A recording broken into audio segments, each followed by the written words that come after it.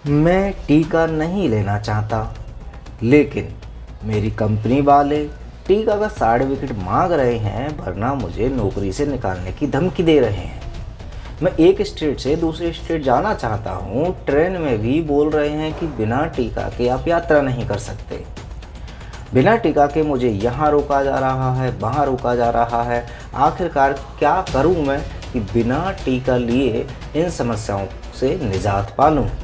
यदि ऐसे प्रश्न आपके मन में हैं तो इस वीडियो में आपको सरल तरीके से डॉक्टर BRC सर और एडवोकेट नीलेश ओझा जी डिस्कस करके बता रहे हैं कि आपके पास क्या सबसे सरल रास्ता है जिसको अपनाकर आप जबरन टीकाकरण से बच सकते हैं। तो आइए बिना किसी देरी के जानते हैं solution. Thank you Russell and it's a great opportunity for me जो कि आज अवेकन इंडिया मूवमेंट के माध्यम से मुझे मिला and to get an opportunity to talk with the national fame advocate Nilesh Ojha ji. और मेरी बड़ी इच्छा थी आपसे बात करें, और इससे अच्छी बात क्या हो सकती है कि जब बात कर रहे हैं तो लाइव है ये।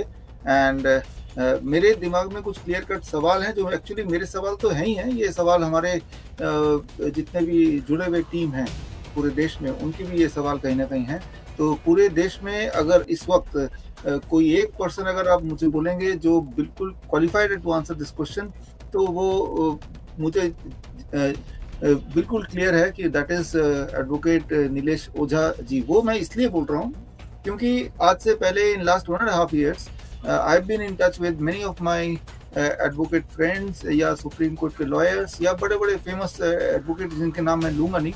एंड जब सारे एविडेंस देखे, they all agreed to one thing that it is not a pandemic, it is all planned things. लेकिन जो मुझे आश्चर्य हुआ कि ये ऐसे अपने अपने लेवल पे हैं, अपने सक्सेस पे हैं, और लेकिन देश के लिए या देश की जनता के लिए अपनी रिस्पॉन्सिबिलिटी नहीं निभा पा रहे हैं या नहीं निभा रहे हैं एज ए वकील, as an advocate, even if they have all the evidences. तो इतने मजबूर, और ये सिर्फ एडवोकेट की बात नहीं कर रहा हूँ, ये सिर्फ मैं अपने मेडिकल डॉक्टर्स की भी बात कर रहा हूँ। मेरे जहन में मेरे आसपास ऐसे बहुत सारे डॉक्टर्स हैं, they are very good friend with me, लेकिन उनको सब कुछ पता भी है। पता होते हुए भी वो अपने ही सेंटर में वैक्सीनेशन सेंटर लगा रहे हैं, पता होते हुए भी, मतलब जानबूझ के they are doing the things which they know is wrong, which they will not do to their family members. तो ये क्लियर होता जा रहा है कि प्रोफेशन में इंसान किस तरह से फंस जाता है और ना चाहते भी वो साथ देना पड़ता है, वो काम करना पड़ता है जो उन्हें नहीं करना चाहिए। देश की रिस्पॉन्सिबिलिटी को एक बार पीछे रख के अपनी जो अपने इंटरेस्ट को आगे रखते हैं। लेकिन इसमें एक्सेप्शन है एडवोकेट नीलेश ओझा जी, वो इसलिए क्योंकि मैंने आपका काम पिछले कुछ समय से लगातार नोटिस किया, लगातार देखा मैंने, और देश ने भी देखा। तो that is why I am saying that if one person is capable to answer clearly about the questions जो ज़्यादातर हमारे पेशेंट्स के मन में है, हमारे टीम मेंबर्स के मन में है।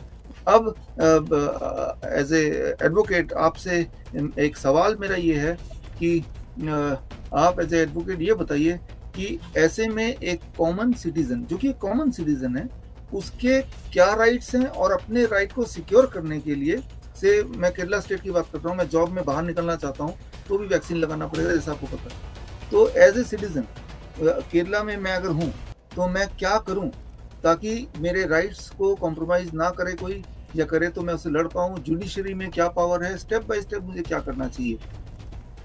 हाँ, नमस्ते और बहुत बहुत धन्यवाद डॉक्टर साहब। और एक बात मैं सब लोगों को बताना चाहता हूँ कि मुझे जब इसका पैंडेमिक का ज़्यादा पता नहीं था, उस समय देश के कई लोगों की एक आशा का किरण डॉक्टर साहब के वीडियो ही थे, जिसके वजह से उनके दिल का डर भ्रम जाता रहा।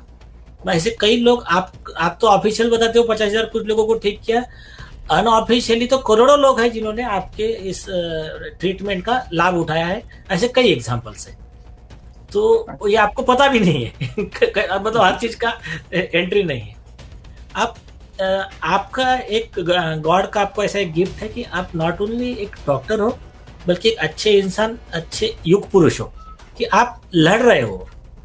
तो अभी आपने जो सवाल पूछे हैं मुझे, अभी उसका मैं आपको एक सिंपल चीज बताता हूँ। देखिए, केरला की बात लीजिए या मुंबई की बात लीजिए, इसको अभी अगर एक यह है कि a problem well stated is a problem half solved, problem का अच्छे से विश्लेषण कर लो तो आधा सॉल्यूशन उसका मिल जाएगा। अभी सबसे पहला ये जो वैक्सीन है ये कंपलसरी नहीं है, वॉलंटरी है, ये गवर्नमेंट ऑफ इंडिया ने क्लियर कर दिया।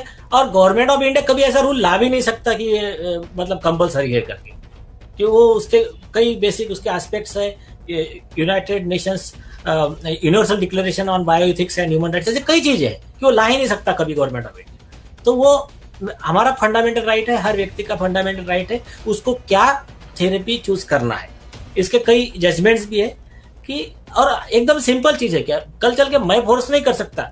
अगर फॉर एग्जांपल अगर मान लो कि एक कोई बहुत बड़ा मिनिस्टर है, देश की बहुत बड़ी अथॉरिटी है, और उसने किसी कंपनी में शेयर ले लिया और उसने कल एक लागू कर दिया कि एक हमारे चमत्कारी बाबा की जड़ी बूटी सबको खाना पड़ेगा, ऐसे लॉ बन ही नहीं सकते कभी। तो एक law is not against the common sense, तो इतना हर कोई बात ख्याल में रखो। अब रहा विषय, अभी ये हो रहा है, तो अभी ये प्रैक्टिकल रियलिटी हो रहा है। तो अभी देखिए एक लॉ दूसरा क्या कहता है कि which is prohibited directly should not be allowed to be done indirectly. वो क्या कर रहे हैं कि रोक रहे हैं, आप यहाँ जा नहीं सकते, आप घर से बाहर नहीं निकल सकते। तो देखिए ये चीजों को अपने मेघालय हाईकोर्ट, गुवाहाटी हाईकोर्ट ने बहुत सुंदर तरीके से क्लियर किया है। ये अनकॉन्स्टिट्यूशनल है, इलीगल है, आर्बिट्री है, क्रैश कर दिया। हमारे देश का जो सबसे प्यारा आर्टिकल है, बाबा साहेब अम्बेडकर जी ने जो कहा था, आर्टिकल 14 भी उनका वन ऑफ द डियरेस्ट था कि equality before law, equal protection of the law, कानून के आगे सब समान, कानून सबके लिए समान। तो कोई भी एक्ट अगर डिस्क्रिमिनेटरी है, अगर कोई ऐसी डिस्क्रिमिनेटरी एक्शन लेता है स्टेट, तो उस व्यक्ति को उसके डिस्क्रिमिनेशन के खिलाफ कोर्ट में जाने का अधिकार है। तो नॉर्मली हाईकोर्ट में जाने के बाद में ऐसे अनलॉफुल सर्कुलर ऑर्डर क्रैश हो जाते हैं और हुए हैं। और बॉम्बे हाईकोर्ट में हमने खुद ने पिटीशन लगाया है, ये जो लोकल ट्रेन का, और हमारे पिटीशन को फिर कोर्ट ने बोला ये पीआईएल के नेचर का है, तो फिर रजिस्ट्री ने हमारे पिटीशन को पीआईएल में कन्वर्ट कर लिया। ये कल का ही डेवलपमेंट है।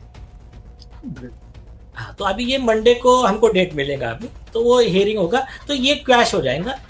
ये मुंबई का हो गया। अब ऐसा ही केरला के लोग उनकी अपनी पिटीशन लगा के वो करें, तो एक सिंपल मतलब एक व्यक्ति ये कर सकता है कि वो पहुंचे। अभी देखिए भाई, आपके कई कार्यकर्ता के एक मैसेज भी आते हैं कि कुछ लोग गरीब है तो वो क्या करें। तो हमको मेजॉरिटी का भी सोचना है। तो मेजॉरिटी का मैं बता रहा हूँ, कोई भी एक केस में ऑर्डर होता है तो वो सबके लिए लागू होता है। अगर बॉम्बे हाईकोर्ट ने ऑर्डर दिया तो महाराष्ट्र के सारे अथॉरिटी को बाइंडिंग है। एक अगर सुप्रीम कोर्ट ने ऑर्डर दिया तो इंडिया के सारे अथॉरिटी को बाइंडिंग है। लेकिन इसके साथ में भी मैं आप सभी लोगों को एक बात क्लियर करना चाहता हूं, कभी गलती से सुप्रीम कोर्ट के एक आधे जज ने अगर गलत ऑर्डर दे दिया तो डिसअपॉइंट नहीं होने का, वो ऑर्डर भी रिकॉल हो जाती है, वो ऑर्डर भी रिव्यू हो जाती है, वो ऑर्डर भी सेट असाइड होती है। तो ऐसा नहीं है कि एक आध कभी कभी या तो कोई जज गलती से ऑर्डर कर देता है, उसको कई जज को लॉ का कभी पता नहीं होता। ऐसे कई सुप्रीम कोर्ट के जजमेंट है कि जज को लॉ ही पता नहीं था, सुप्रीम कोर्ट के जज को, और उसने एक पुलिस कमिश्नर थे एमएस हैलावत, उसको जेल में भेज दिया रॉन्गली। वो उसके बाद में वो उसको पिटीशन फाइल हुआ, फिर सुप्रीम कोर्ट ने गलती माना कि हमारे से गलती हो गई, फिर उसका वो सेट असाइड किया।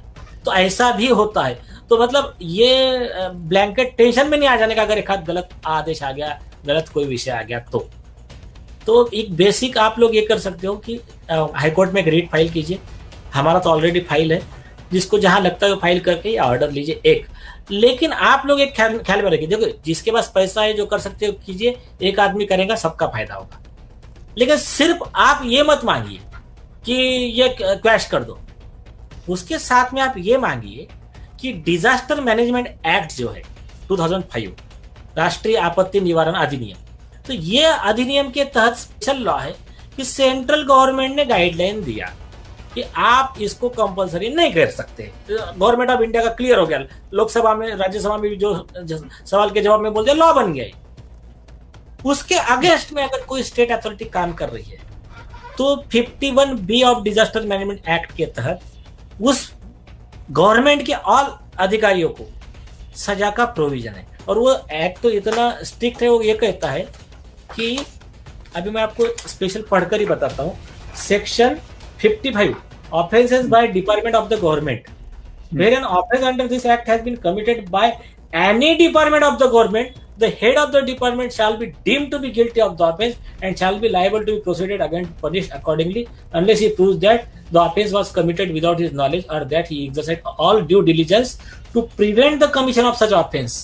तो इसमें 1 साल की जेल का प्रावधान है, चाहे वो स्टेट का चीफ सेक्रेटरी हो, वहां का हेल्थ मिनिस्टर हो, चाहे चीफ मिनिस्टर हो। तो सीधा क्रिमिनल प्रोसिक्यूशन का आप रेट फाइल कीजिए। और उसमें और एक आसान तरीका है, हर उस एरिया का हर नागरिक, आप चाहिए तो मैं अवेकन इंडिया मूवमेंट पे एक टेम्पलेट दे देता हूं, सिर्फ आपको नाम चेंज करके भेजना है। एक नोटिस भेजिए, नोटिस भेजिए चीफ मिनिस्टर को उनको कि ये डिजास्टर मैनेजमेंट एक्ट, इसके तहत आप पर हम एक्शन लेने जा रहे हैं, ट्रीट दिस नोटिस है। उसमें प्रोविजन है डिजास्टर मैनेजमेंट में। अगर आपने उनको नोटिस दिया तो आपको कॉज ऑफ एक्शन, आपका काउंटडाउन स्टार्ट हो गया। 30 दिन के अंदर अगर आप चाहते हैं कोर्ट में जाओगे तो किसी सैंक्शन की परमिशन नहीं है, डायरेक्ट कोर्ट आपका कॉग्निजेंस ले लेगा, उनके खिलाफ कोर्ट समन्स, अरेस्ट वारंट निकाल सकता है, मिनिस्टर हो कोई भी हो। तो इतना सिंपल है, आप शुरुआत कीजिए बस। मैं वो कहता हूँ 4-5 लोगों ने अगर नोटिस देना शुरू किया ना, ये सब जितने हैं, ये मिनिस्टर, चीफ मिनिस्टर जो भी है, ये सब लोग ठिकाने पे आ जाएंगे। अभी जो स्पॉन्सर्ड ऐप चल रहे हैं सब रुक जाएंगे।